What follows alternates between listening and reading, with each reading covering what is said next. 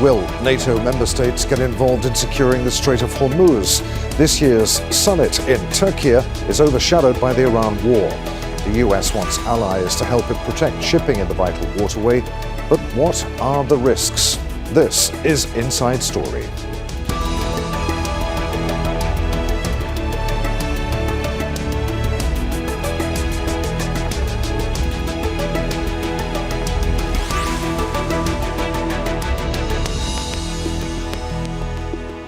Hello, welcome to the program. I'm Adrian Finighan. The leaders of NATO member states are meeting in Ankara, ostensibly to discuss increasing defense investment and long-term military support for Ukraine. But the Iran war is hanging over the gathering. A ceasefire agreement is in place between Tehran and Washington, but major challenges need to be overcome before a final deal is reached. One of the most significant is freedom of navigation in the Strait of Hormuz, the vital waterway that Iran effectively closed for months. In the run-up to the NATO summit, the US had called on European allies to help it secure the strait. But some members ruled out any involvement, arguing that NATO's mandate does not extend to the Middle East. Others went as far as to say that the war had nothing to do with the bloc. So, could the divide between the US and its allies be bridged in Ankara? And what could it mean for the future of NATO? We'll talk to our guests in just a moment. But first, this report from Imogen Kimber. NATO leaders are in Ankara for their annual summit. Since last year's gathering, the US has elected a new president who's gone to war with Iran and threatened to leave the defence alliance. Before he left for Turkey, Donald Trump reminded member states that the US is the biggest contributor to NATO and reiterated his frustration with what he said was allies' lack of support during the offensive against Iran. Comments he's made repeatedly in recent months. Very disappointed with NATO, because NATO has done absolutely nothing. I said 25 years ago that NATO's a paper tiger, but more importantly that we'll come to their rescue, but they will never come to ours. Member states have argued NATO is a defence alliance, not a vehicle for supporting the military operations of individual countries. Trump threatened to leave the bloc and announced the drawdown of US troops in Europe. But allies remain steadfast, refusing to, as the UK Prime Minister put it, be drawn into conflict with Iran. They also declined to join the US military response to Tehran's effective closure of the Strait of Hormuz, even though European countries condemned any threat to shipping in the waterway. And despite the blockade forcing up global energy prices. Iran is adamant that it has control over the strait, and has made this central to its demands in talks with mediators on a permanent deal to end the war. Discussions at the NATO summit will focus on increasing defence investment, expanding Europe's defence industry, and long-term military support for Ukraine. But the Strait of Hormuz may turn out to be the biggest talking point, not on the agenda. Imogen Kimber, Al Jazeera for Inside Story.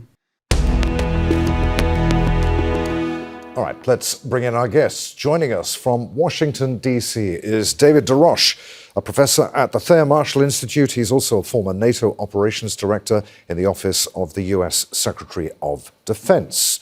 In Tehran is Saleh, a senior lecturer in Iranian studies at the Australian National University. And Patrick Bury is in Bath in the UK. He's a defence and security specialist at Bath University and a former NATO analyst. Gentlemen, welcome to you all. David, let's start with you. Is President Trump really asking for a NATO mission or simply more allied burden sharing in the Strait of Hormuz? I think he will ask for burden sharing, but traditionally burden sharing refers to European allies contributing more to their own defense. I think that in that context, the European context, he's going to ask for burden shifting, basically, trying to get the European allies to make up capacity so that U.S. forces can focus on other parts of the world. In the Strait of Hormuz, that's probably a secondary or tertiary concern for the United States.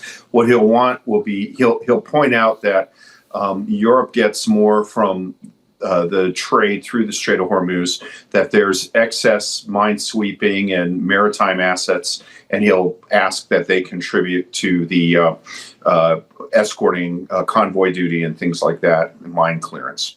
Alam, how would Iran view any NATO presence in or near the strait? Well, Iran looks at the Strait of Hormuz and this war, the United States and Israel's war against Iran, as a kind of implication of international global competition between United States and Eastern powers, so particularly China and Russia. And therefore, they're looking at the Strait of Hormuz as a kind of a regional war. However, it has some other reasons. And the problem and the question is that the United States could not convince during the war and after the war to establish an alliance to deal with Iran, or to join United States to deal with Iran. And now NATO members know very well that this is not their war. None of the NATO members have been attacked or invaded, and therefore there is no legal obligation. However, this is a United States attempt, another failed attempt to convince other allies, either in Europe or even in Eastern Asia. Just Japan and South Korea also said no to United States when President Trump asked them to join the coalition somehow to open the Strait of Hormuz. The Strait of Hormuz, the NATO members know very well that it cannot be opened militarily. If United States could not open it, none of the NATO members, or even the NATO members altogether, could not open it. It has a very special kind of strategic particularities that cannot be resolved militarily. And this is the result of perhaps the biggest strategic miscalculation made by United States and Israel when they have attacked Iran, hoping that the regime will collapse within days and there will be a conditional surrender. This did not happen. And now the Strait of Hormuz is closed and can be opened only diplomatically. Patrick, does securing the Strait of Hormuz actually fall within NATO's remit? To what extent has the Iran war exposed a fundamental disagreement of what NATO is actually for? Yeah, I mean, your last guest just said it there. Article 5 essentially is an attack on NATO territory. Attack against one is an attack against all. That's what it's there for. It was only being invoked when the United States was attacked by Al-Qaeda on September the 11th in New York. And that saw NATO go out of operations and into Afghanistan. I mean, there are some precedents in terms of the way that NATO intervened in Kosovo in particular. Which was, again, more of a kind of coalition of the willing, but ultimately it did have NATO approval for that operation. What I would say, though, is like, if on the Strait of Hormuz question, I think it's unlikely that European NATO allies and Canada want to get involved. They may, depending on what Trump uses in his transactional approach, they may be forced to do something because of the risk of not doing something is greater than doing something. But I would say against your last guest, like militarily to open and keep the strait open against Iran is very difficult. It requires a lot of resource and a lot of commitment. It's not impossible. It could be done if everybody tried to do it. I don't think there's a political appetite for that at all, though. What's your view on that, David? Has the strait exposed a fundamental disagreement of what NATO is actually for? If allies refuse President Trump, what leverage does Washington actually have? Well, Washington has significant leverage with NATO because we contribute. There are some NATO capabilities that only Washington can contribute. And then there are other, just the fact that we are an ocean away, but we provide a very, very significant proportion of the forces that are there to defend Europe, which is NATO's core curriculum. But a couple things to bear in mind. First off, Iran has attacked NATO states. They fired missiles at Turkey that were intercepted by U.S. Navy ships. They also attacked the British sovereign base in Cyprus, although that's outside of NATO's AOR. So allies have been attacked. I don't think that Trump will ask. The allies have made it clear that they're not going to participate in combat operations against Iran. They weren't consulted before it. I think as a matter of precedent, they just won't pile on to what they view as a unilateral U.S. intervention. The ask will be, once there is an agreement, and the mines that the Iranians have laid, which, by the way, indiscriminate laying of mines is a war crime, will need to be cleared, and commercial maritime insurers will probably lower rates if there is some sort of escort of ships by military assets. And given the fact that NATO allies have excess capacity in there, that's what will be the ask, I believe. They will not be asked to take part in combat operations because we already know the answer to that is a no. So this is more of a post-war scenario here, and it remains to be seen, given the recent Iranian escalation against neutral ships. Supposedly the strait is supposed to be open right now. The United States has suspended its reciprocal blockade of Iranian ports. So there'll probably be some clarification of what's going on in the strait. And that clarification will be needed before NATO even considers this in a serious manner. All right, let's just remind you that the Strait of Hormuz is one of the world's most important waterways. It's located between Iran and Oman and links the Gulf to the Gulf of Oman. At its narrowest point, it's just 33 kilometers wide. It's an important maritime route for major energy-producing countries. About 20% of global oil exports is transported through that waterway. Closure of the strait has caused a spike in energy prices, disrupted supply chains, and increased inflation worldwide. Alam, is freedom of navigation through the strait compatible with Iran's long-term security?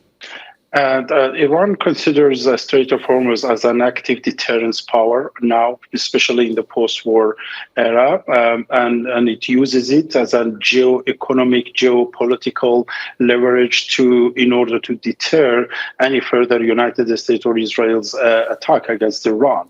For Tehran, this is existential. This war was existential threat. Actually, as President Trump said, they came to end Iranian civilization, and Iran was able to deter such a war. And this is important simply because NATO now is another failure for President Trump. Seems he could not convince them during the war and afterward, and he won't be able to convince them to join the coalition in Ankara, because this is particularly important since NATO is defensive in nature and is collective security regionally defined. And now, in order to do so, in order to join the United States in opening Strait of Hormuz, they need to change their philosophy entirely to be offensive and to be global actor, to shift into an organization with global missions, which is not possible. This is particular since we see the division between United States and European when it comes to a biggest challenge that Europe is facing since the Second World War, which is Ukraine and Russia. United States is not helping European in this big challenge.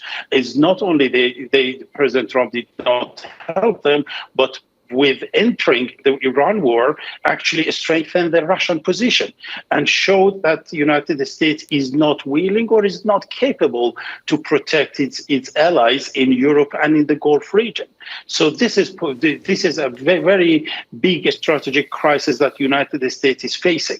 It's not about the Strait of Hormuz. It's about multiple failures that President Trump has been facing since the beginning of this war: a military defeat, a political defeat, and diplomatic defeat. Patrick, I saw you shaking your head there. Do you want to come in? Well, I just think I'd be more with David about where the European NATO allies and others could actually help. I think they've actually said that they would be willing to help basically in a maritime policing operation rather than combat operations. And of course, once you get the issue with the Strait, as you showed, is once you get your assets in there, that's the difficult bit. So if you get them in under a peacetime umbrella situation context, once they're in there, then they're there. and it's much easier. You don't want, and what the Europeans have said is they don't want to be fighting their way in. And again, the US still, despite some of the drawdowns that the US has said, has got a major combat capabilities and forces in Europe. So, and under the Biden administration, it really leaned into helping Ukraine, and the European allies has been less so under Trump. So I think it's a bit more of a mixed bag than the other guest. David, why does it have to be NATO, with so many European allies reluctant to get involved? What about a coalition outside of NATO? Wouldn't that achieve the same objective with less political friction? Yes. So President Trump speaks rather indiscriminately. I think when he says NATO needs to help out, he includes Japan, the South Koreans, the Australians, and the New Zealanders, and basically like-minded nations that have commercial interests. And so I think if you look at the composition of, say, some of the naval task forces we've had in the Gulf and in the Arabian Sea, which has included countries such as Pakistan, a broad coalition, but built around a NATO framework, because NATO has standing headquarters and NATO has established procedures and that it exercises regularly. So I think he'd welcome other countries in there. Look, NATO has long had a presence in the region. Of course, Patrick mentioned that the Afghanistan mission was taken over in 2007, and I was the U.S. action officer for that. There it was, and I believe there still is, a training mission at the Iraqi War College, and there's also a NATO cooperative center, education center in Kuwait, as well as the Istanbul Cooperation Agreement relations with several of the Gulf states who regularly send forces to the NATO schools and NATO courses. So there's already a framework there to build on. The question is one of political will.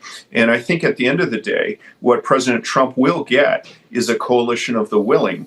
But the key caveat is they will only participate once they are convinced combat operations against Iran have ended. And I think he would consider it a victory just if NATO agrees to increase their commitment to European spending, that they agree pretty much to take on the primary burden of Europe and, of course, arming Ukraine against the Russian colonial adventure, and free the United States up to focus on the issue of Iran and then, of course, China. You're talking about Ukraine. I'll come back to that with Patrick in just a few moments. But first, Alam, I think from what you were saying, we've established that a Western naval mission, far from reducing tensions, would increase them as far as Iran is concerned. But does Iran see Europe's reluctance to join any sort of NATO force operating in the Strait of Hormuz as a diplomatic opportunity, perhaps? Well, yes, Europeans generally could always prioritize diplomatic solutions over a military solution, which is United States often adopts. However, for Tehran, Europe in general is irrelevant in such a very big challenge, the regional and international challenge that they are facing.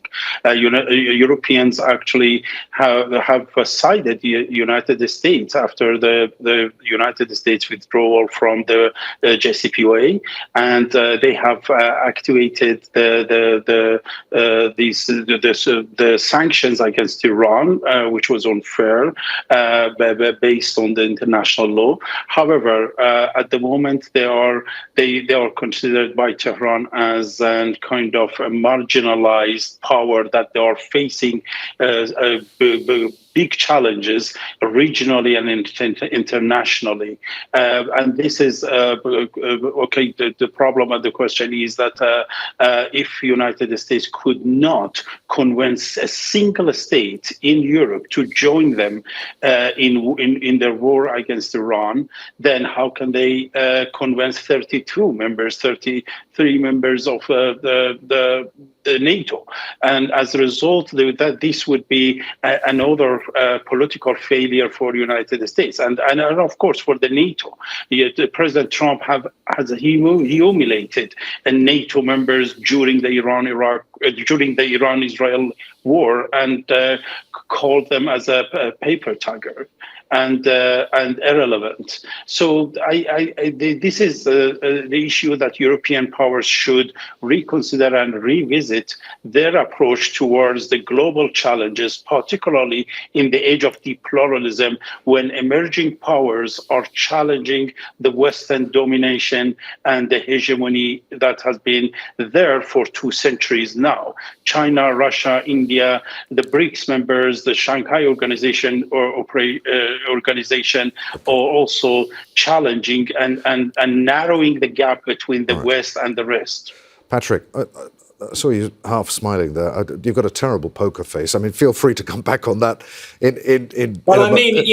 Listen, Europe has its problems, doesn't it, Adrian? But the idea that the Iranians think it's marginalized and weak at the moment is quite something. Right. The next one is strategically, how long is the Strait of Hormuz going to matter for, I think, the lesson for everyone in the Gulf, apart from militarizing for all the Gulf states, those around them are going to start buying kit to stand off against Iran in the future. The second one is pipelines. It won't matter in 15, 20 years because everybody's going to move stuff away from there and pipeline it. So, all right. Let's see where this all ends up. And you have the other guest has very good points about the changing kind of balance of power in the world. They're all valid points, but I would be a bit more sanguine about the relative power of Iran and all this in the long run. Patrick, I want to pick up on what David was saying a few moments ago. A good deal of time at the Ankara summit will be dedicated as well as defence spending to the war in Ukraine. Now, you touched upon it a few minutes ago. Could a mission to the Strait of Hormuz distract NATO from Ukraine and Russia? No, I think that's going to be fairly unlikely. I mean, its primary issue at the moment is Ukraine and supporting Ukraine. And I'll tell you, one of the areas where it has already had an immediate impact, and we're seeing this with Zelensky, is the supply of those advanced air defense systems, in particular the Patriot system, but also potentially the THAAD as well, because the US burned through some of its stockpiles and also had some of the batteries destroyed in the Iran war. Therefore, Donald Trump has to ask those companies in the US, which are the only ones that produce those systems, to move faster and increase their tempo of production. So there's now a big supply issue. So that's one emerging problem, and Zelensky's talking about that today. He's pushing for the Europeans to develop their own anti-ballistic missile systems. Of course, the French, the Italians, the UK have that. It's called the Aster, but it's not built in the kind of numbers that the Patriot was, nor were the stockpiles. So that's a very pressing current problem, and it's directly related to the Iran issue and others as well. David, if President Trump pushes this in Ankara, is it more perhaps a test of NATO's political unity than its military capability, as Patrick was saying a few moments ago? Yeah, I think that when President Trump, just in terms of gamesmanship, I think that he will say, guys, we need to have you step up in the Gulf. And I think that the allies will say, well, we can't really do that, but we're going to do something more for Ukraine. And I think that would be viewed as a win by Trump. So I think he knows, he's certainly being advised that the allies, they weren't consulted before. Their attitude is, we didn't mess this up. We're not going to fix it for you. But I think that if he presses hard, he might get some increase in European commitments to either the defense of Europe or rearming Ukraine. And I think he'd take that as a win. Answer me this, David. Has the Iran war permanently expanded what the US, under President Trump, expects of NATO? Well, again, when he says NATO, he also includes Japan, Australia, and other like-minded countries in that. Not really. I think his lines on NATO are actually pretty consistent. I think that if you zoom it out a little bit, what he expects is that the global industrialized, trade-based democracies have common interests, and he expects them to act in common with the United States. The problem is he didn't lay the groundwork with them for the Iran war, and he's incredibly politically unpopular, particularly in Western Europe. So the governments there, can't go along with him. I mean, if Andy Burnham said, "Oh yeah, we're gonna join in with President Trump's action here," he will never be Prime Minister of the UK. So it's a tough thing, but again, I think he has realistic expectations for NATO, and those focus on Europe. And then for the Gulf, that will be a coalition of the willing, but it'll probably be built around a NATO framework. Alam, I need a reasonably short answer here, about a minute and a half, because I want to get Patrick in one more time before we end. What would convince Tehran that the West wants de-escalation rather than just containment? Well, a tangible, honest, diplomatic kind of negotiations. Otherwise, any promises from United States would not be taken seriously by Tehran. This is particularly important since Tehran or Iran has been invaded twice right in the middle of negotiations. What Trump is telling its counterparts in Ankara is that everything was okay in the Middle East. The Strait of Hormuz was open. It was a peace, there was a stability and security. We made the mess, and now please come and help us to deal with it. Strait of Hormuz is out of control. You Europeans, we know that you also failed to deal with Ukraine. You have your own problem. You are weak, and you are not anymore a global actor.